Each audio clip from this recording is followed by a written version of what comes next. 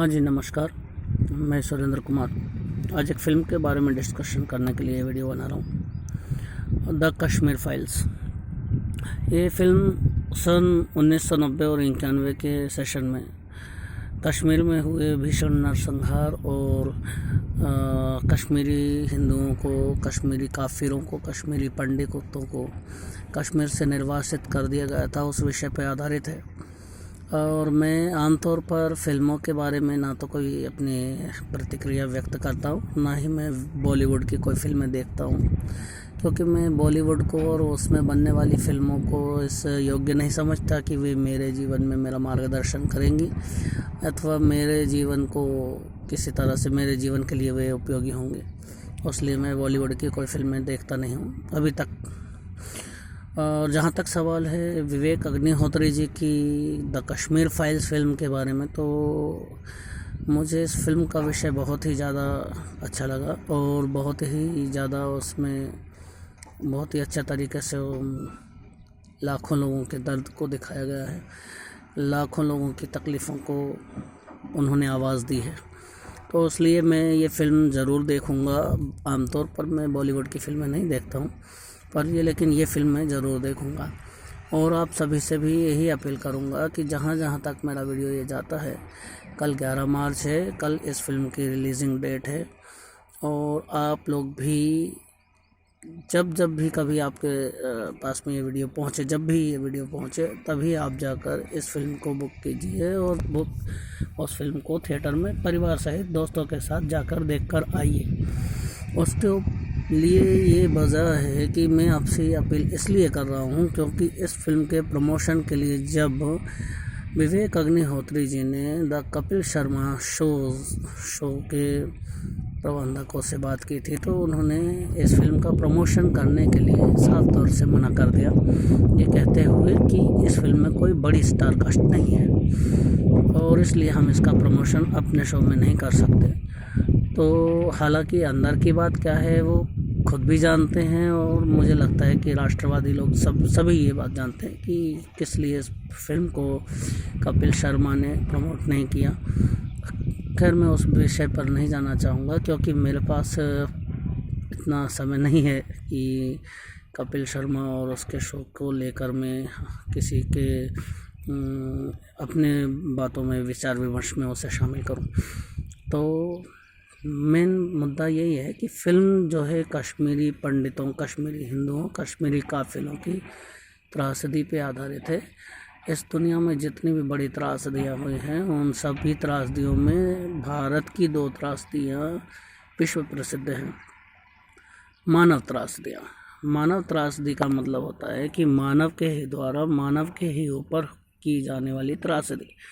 और जो पहली त्रासदी हुई थी सन 1947 में, जब देश को तथाकथित आज़ादी प्राप्त हुई थी, उस समय पे बंटवारे के नाम पर 21 लाख लोगों को, निर्दोष लोगों को नृशंस हत्याएं की गई थी। कई सारी माताओं बहनों को के साथ में दुष्कर्म किए गए थे, जिनके बारे में बात करना भी मतलब अपने आप को बहुत तकलीफ़ देने वाला विषय है। उस विषय में बात करना नहीं चाहूँगा।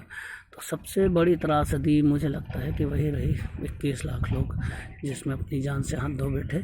और उस त्रासदी में उन निर्दोष लोगों का केवल ये दोष था कि वे अपनी मिट्टी नहीं छोड़ना चाहते थे, अपनी ज़मीन नहीं छोड़ना चाहते थे, अपनी जायदाद नहीं छोड़ना चाहते थे, अपने पूर्वजों के मकान नहीं छोड़ना चाहते थे। उनका केवल इतना कसूर था। हालांकि वो जो बंटवारा हुआ था मज़हब के नाम पे हुआ था, धर्म के आधार पर हुआ था और उस विषय को भी सारी दुनिया जानती है। मैं उसके बारे में भी कोई बात नहीं करना चाहता हूँ। पर लेकिन जो 1990 और 91 के सेशन में जो त्रासदी हुई थी, मानव त्रासदी, मानव के द्वारा हुई थी, मानव के ऊपर हुई थी और मानव के ही द्वारा की गई थी, वह त्रासदी मज़हब पे ही आधारित थी। गैर मुसलमान लोगों को चुन कर वहाँ पे हत्याएं की गई, चुन कर उन लोगों को मारा गया और माताओं बहनों के साथ में कई सारी यातनाएं दी गई हैं। उनको मैं ज़्यादा डीपली नहीं कहूँगा। तो और उनको वहाँ से इतना प्रताड़ित किया गया कि अपना ज़मीनें, अपने मकान, अपने पुश्तैनी जायदादें छोड़कर उनको दूसरी जगहों पर शरणार्थी कैंपों में रहना पड़ा। आज भी उनकी स्थिति वही की वही है, क्योंकि यह विषय ना तो हमारे न्यायपालिका के कार्य क्षेत्र के अंतर्गत आता है और ना ही कार्यपालिका के क्षेत्र के अंतर्गत आता है और ना ही कई विधि पालिका के लोग इस पर मुँह खोलने की कोशिश करते हैं। उन्हें ऐसा लगता है कि ये उनके एजेंडा के बाहर की बात है। खैर, वो भी हर व्यक्ति की अपनी मजबूरियां होती हैं, हम उनकी मजबूरियों पे कुछ नहीं कह सकते। वे नहीं बोलने की स्थिति में नहीं है तो ना बोले। लेकिन हम इस फिल्म को इसलिए भी जन के द्वारा जनाधार से बहुत मिल रहा है, लोग अपने लेवल पे उसे प्रमोट कर रहे हैं। मैं भी उसे प्रमोट करने के लिए ही वीडियो बना रहा हूँ। हालांकि मेरा ये वीडियो बहुत लेट हो गया है, उसके लिए मैं माफ़ी चाहता हूँ, लेकिन फिर भी जब आंखें खुली तभी सवेरा समझना चाहिए। तो मैं इस विषय में 2 बातें करना चाहता हूँ। पहली बात यह है कि जो मिस्टर कपिल शर्मा जी ने हवाला दिया कि बड़ी स्टार कास्ट नहीं है, इसलिए ये फिल्म हम प्रमोट नहीं करेंगे। और अंदर की बात क्या है वो आप भी जानते हैं और लगभग सारे राष्ट्रवादी जानते हैं, कपिल शर्मा जी भी जानते हैं कि किस वजह से वे प्रमोट नहीं करना चाहते।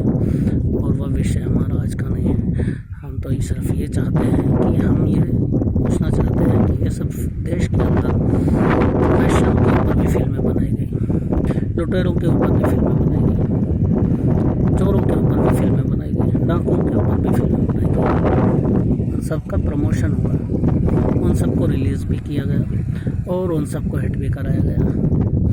तो उस मापदंड पर जिनका ना कोई अच्छा स्टार कास्ट था, ना कोई अच्छा बजट था, ना कोई अच्छे चिरपरिचित जाने पहचाने कोई चेहरे मोहरे थे, ऐसा भी नहीं है। लेकिन फिर भी ठीक है, उनका इस देश की जनता ने उन फिल्मों का स्वागत किया, तो उसके लिए भी हम कुछ नहीं कह सकते।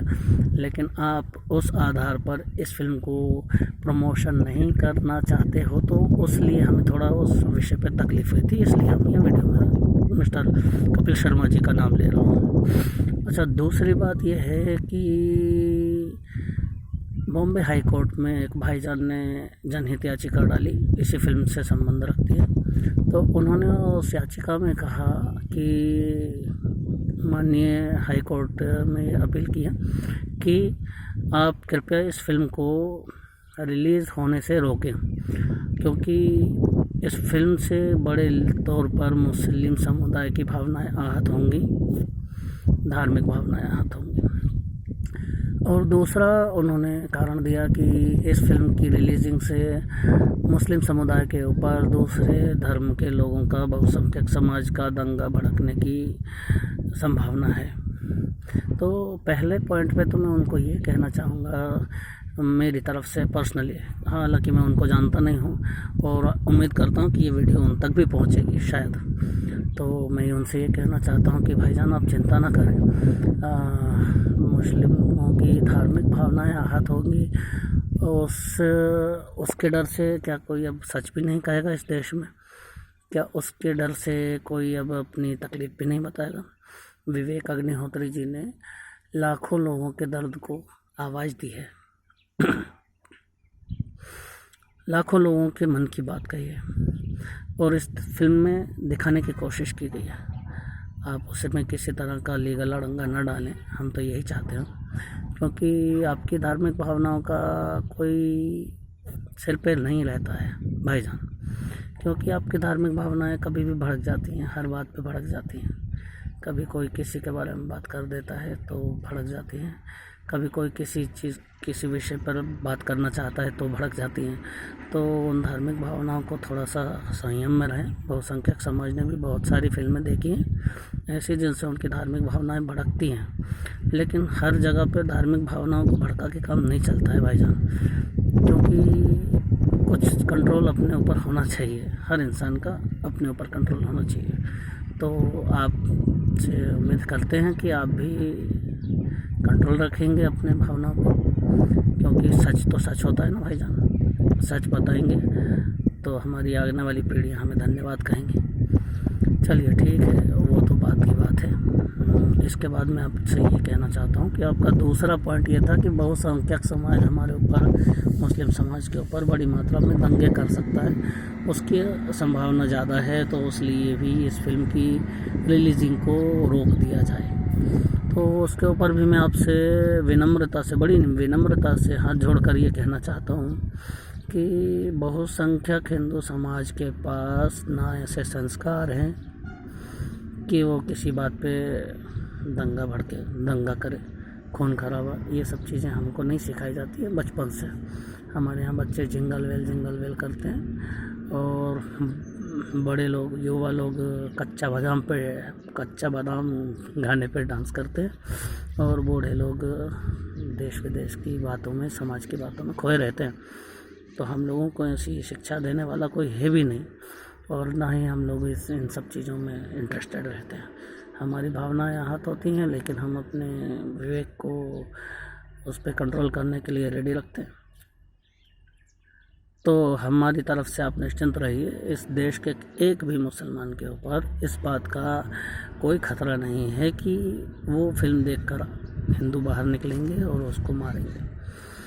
तो उसलिए मारने पीटने का काम हमारे यहाँ सिखाया नहीं जाता। हमारे यहाँ धार्मिक शिक्षाएं भी ऐसी नहीं दी जाती हैं। हमारे समाज में भी, हमारे परिवार में भी ऐसा माहौल नहीं रहता है। हम सर्वे भवन्तु सुखिनः, सर्वे सन्तु निरामयाः, सर्वे भद्राणि पश्यन्तु मा कश्चित् दुःखभाग् भवेत्, इस विचारधारा के लोग हैं। इसको आप भी स्वीकार कीजिए और यही सत्य है। राजनीतिक फंडों में पढ़कर अपना और अपने समाज का समय खराब ना करें। हिंदू समाज बहुत ही सहिष्णु है, बहुत ही उदार है, बहुत ही जिज्ञासु प्रवृत्ति का है। वो हर मुद्दे की जड़ में जाकर उसका कारण पता करने के लिए तैयार रहता है। किसी के कहने पर उठाकर पत्थर और दूसरों पे फेंकता नहीं है। इसलिए आप इस बात से निश्चिंत रहें कि किसी के ऊपर दंगे होंगे। हमारा समाज ऐसा नहीं है, हमारी कोई धार्मिक शिक्षा भी ऐसी नहीं है। किसी को मारना पीटना, कत्ल करना, ये करना वो करना हमको नहीं सिखाया जाता और इसके लिए हम कभी तैयार भी नहीं होते। कोई बताता है तो हम मानते भी नहीं।